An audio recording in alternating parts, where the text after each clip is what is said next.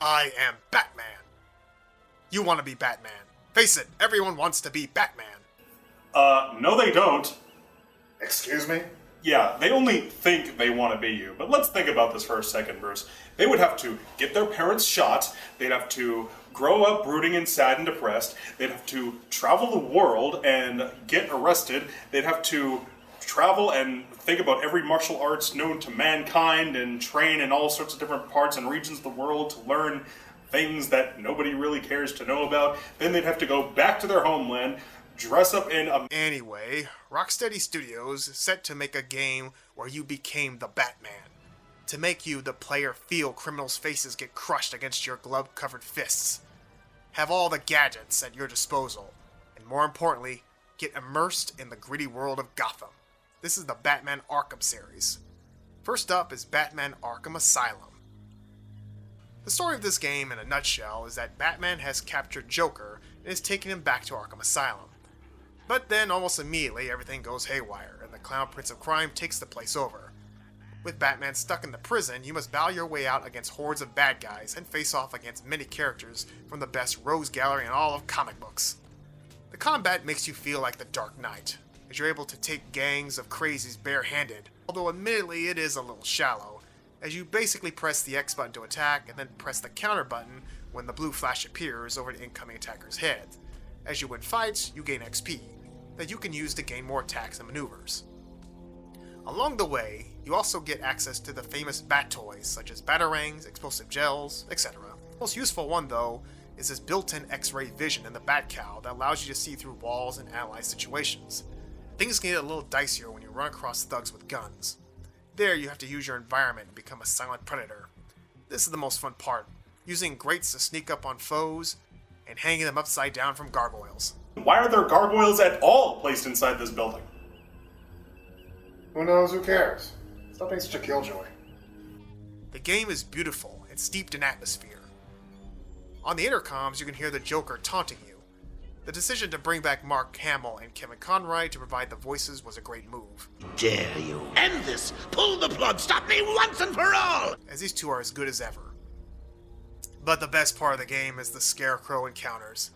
They are some of the most cerebral moments in all of gaming, and they deliver one of the best swerves I've ever encountered. However, this game is not perfect. There are some nitpicks here and there. There isn't a ton of replayability after you beat it. There are no real boss battles in the game. Well, not really. And as good as the story is, the ending is a real letdown. But there are more positives than negatives by far. Next up is Batman Arkham City. This basically took everything that worked in Arkham Asylum and brought it to the open world setting. Taking place months after the events of the first game, a section of Gotham has been marked off and is now a prison called Arkham City, where all the prisoners have been jailed in. Batman breaks into Arkham City in order to stop threats from the Joker, Hugo Strange, Ra's al Ghul, and many others. This is basically Escape from New York, only with Batman. And it works fantastically. The story in this game is amazing and one of the best told in all licensed games. There are many side quests that are fun to do. Except the Riddler's. His stuff in these games always felt like a bunch of bitch work. But I digress. There are also more bad guys in this one, like Two-Face and the Penguin. The gameplay is pretty much identical to Asylum. Hey, if it ain't broke, don't fix it. They did add some more variety to the enemies, which will force you to be more expansive in your combat. Another nice bonus is the addition of Catwoman as a playable character. You don't play as her much, but it's pretty awesome when you do. There's not much more to say about it. It truly is just a great game, and a pinnacle of the series.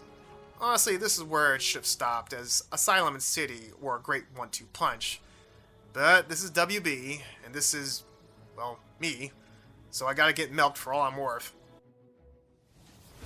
A couple years later, we got Batman Arkham Origins. This game was not developed by Rocksteady. Instead, this one was made by WB Games Montreal. Despite the title, this is not really a Batman origin story. It takes place in the early part of Batman's career, where the Dark Knight faces off against more enemies from his rogue gallery, like Black Mask, Deadshot, and Deathstroke. Basically, this game really is just a stripped-down version of Arkham City.